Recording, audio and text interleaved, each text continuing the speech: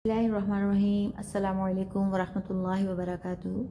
आज का हमारा जो टॉपिक है कुरान की तरकीब व तक़सीम में रुकुओं और पारों की तक़सीम। सूरतों की पहली तक़सीम रुकुओं में है। ये तक़सीम दौरे सहाबा रिज़वानुल्लाहि अलैहिम और दौरे नबवी सल्लल्लाहु अलैहि वसल्लम में मौजूद नहीं थी। मतलब जो रुकुओं की तक़सीम है ये नबी करीम सल्लल्लाहु अलैहि वसल्लम और दौरे सहाबा रिज़वानुल्लाहि अलैहिम में नहीं थी। ये तक़सीमें ज़माना माबाद की पैदावार हैं। तक़सीम की जमा है, तक़सीम वाहिद, तक़सीम जमा। ज़माना माबाद मतलब बाद में आने वाला जो ज़माना है उसकी पैदावार है। मतलब उस ज़माने में ये तक़सीम की गई रुकुओं की तक़सीम। रुकुओं की तक़सीम बड़ी सूरतों में की गई। 35 सूरतें ऐसी हैं जो एक ही रुकू पर मुश्तमिल हैं, यानी वो इतनी छोटी हैं कि उन्हें एक रकत में आसानी से पढ़ा जा सकता है। लेकिन बकिया सूरतें तवील हैं। तवील मतलब लंबी सूरतें। सूरतुल बकरा में 285 या 286 आयात हैं और इसके 40 रुकू हैं। हजूर सल्लल्लाहु अलैहि वसल्लम से मनकूल है कि आप सल्लल्लाहु अलैहि वसल्लम ने एक रात इन 3 सूरतों अल बकरा, आले इमरान, अल निसा की मंजिल एक रकत में मुकम्मल की है। रुकू रकत से ही बना है। अब ये जो रुकू है ये रकत से ही है, ठीक है। और इसके अलावा ये जो है ना नबी करीम सल्लल्लाहु अलैहि वसल्लम से मनकूल है। मनकूल नकल से है, जैसे होता है ना मुंतकिल, इसी तरह मनकूल नकल से, कि आप सल्लल्लाहु अलैहि वसल्लम से ये बात जो है वो नकल की गई है। ये तक़सीम, अब हमारे जहन में ये बात आती है कि ये जो रुकुओं की तक़सीम है ये किसने की, तो इसका जवाब ये तक़सीम हज्जाज बिन यूसुफ के ज़माने में यानी ताबईन के दौर में हुई। अब ताबईन जो है ये ताबी की जमा है, ताबी। अब ये बात जो है ना आपके समझने वाली है।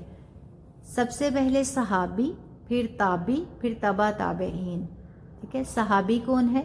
सहाबी उस शख्स को कहते हैं जिसने नबी करीम सल्लल्लाहु अलैहि वसल्लम का ज़माना पाया हो। उसके बाद जो ताबी है, ताबी उस शख्स को कहते हैं जिसने सहाबी का ज़माना पाया हो। नबी करीम सल्लल्लाहु अलैहि वसल्लम का ज़माना ना पाया हो बल्कि सहाबी का ज़माना पाया हो। और ताबी के बाद तबा ताबईन।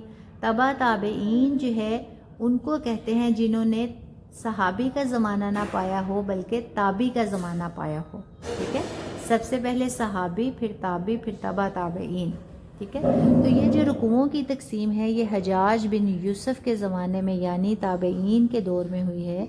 लेकिन ऐसा नज़र आता है कि ये तक़सीम बड़ी मेहनत से माने पर गौर करते हुए की गई है कि किसी मुकाम पर एक मज़मून मुकम्मल हो गया और दूसरा मज़मून शुरू हो रहा है तो वहाँ अगर रुकू कर लिया जाए तो बात टूटेगी नहीं। अगरचा हमारे यहाँ आम तौर पर आइमा मसाजिद पढ़े लिखे लोग नहीं होते, अरबी ज़बान से वाकिफ़ नहीं होते, लिहाजा अक्सर ऐसी तकलीफ़ सूरत हाल पैदा होती है कि वो ऐसी जगह पर रुकू कर देते हैं जहाँ कलाम का रब्त मुनक़ते हो जाता है। रब्त का मतलब होता है राबता, ठीक है, और मुनक़ते मतलब टूट जाता है। अब देखिए जो कुरान करीम है ना इसकी जो तरतीब है, अब ये जो रुकुओं की जो तरतीब दी गई ये बड़े ही जो है ख़ूबसूरती के साथ दी गई। मतलब अगर हम कोई रुकू जो है वो जब हम पढ़ते हैं तो हमें जो है वो बात मुकम्मल समझ आ रही होती है। जब हम तर्जुमा पढ़ेंगे इंशाल्लाह आपको भी वो बात मुकम्मल समझ आएगी। अब अगर आप ऐसा करें कि जैसे अब मैं आपसे बात कर रही हूँ, ठीक है, मतलब मैं आपको लेसन दे रही हूँ या आप मुझसे बात करें, आप कुछ बात मुझे समझा रहे हैं, वो बात करते करते आप जो है रब्त जो है वो आप तोड़ देते हैं और उसके बाद जो है फिर दूसरी बात शुरू कर देते हैं तो वो बात समझ में नहीं आएगी, ठीक है। तो ये कुरान करीम जो है इसके रुकुओं की जो तक़सीम है उसको बड़ी तरतीब जो दी गई है, ख़ूबसूरती से दी गई है कि अगर जो है हम वो रुकू ख़त्म करते हैं और दोबारा दूसरा रुकू शुरू करते हैं तो वो बात का जो राबता है वो नहीं टूटता। लेकिन वो लोग जैसे कि आइमा मसाजिद जो पढ़े लिखे नहीं होते, जो सिर्फ़ कारी होते हैं या जिन्हें कुरान करीम का तर्जुमा नहीं आता, तो वो जब पढ़ रहे होते हैं ना تو وہ انہیں یہ نہیں پتہ کہ اگر ہم یہاں جو ہے اپنا جو ہے رکوع کریں گے یا یہاں ہم آیت ختم کر دیں گے تو وہ ربط ٹوٹ جائے گا، ٹھیک ہے۔ لیکن یہ جو رکوعوں کی خوبصورتی ہے یہ اس انداز سے کی گئی ہے کہ کلام کا ربط منقطع جو ہے وہ نہیں ہوتا۔ پھر اگلی رکعت میں وہاں سے شروع کرتے ہیں جہاں سے بات معنوی اعتبار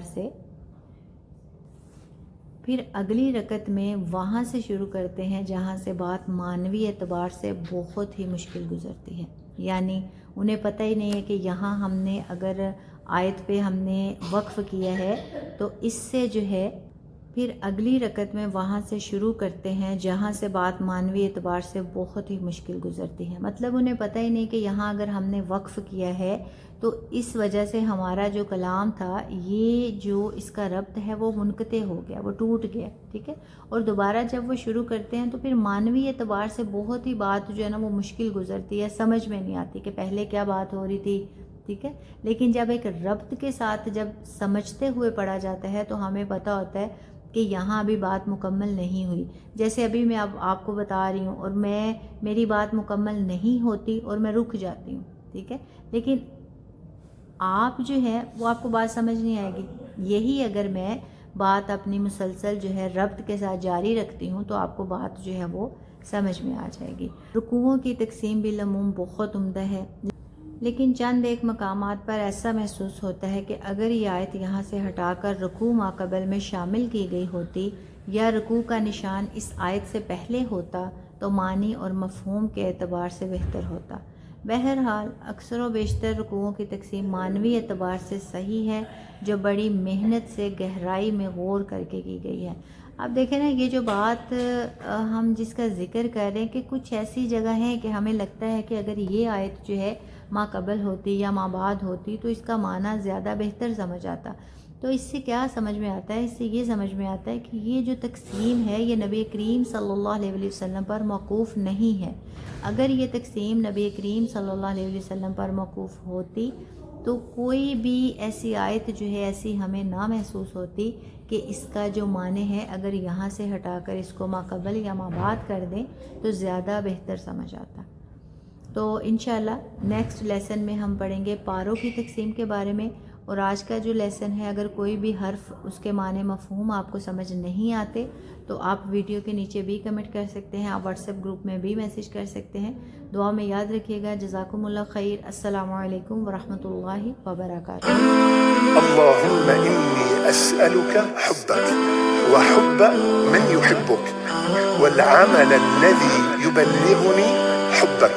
اللهم اجعل حبك أحب إلي من نفسي وأهلي ومن الماء البارد يا الله.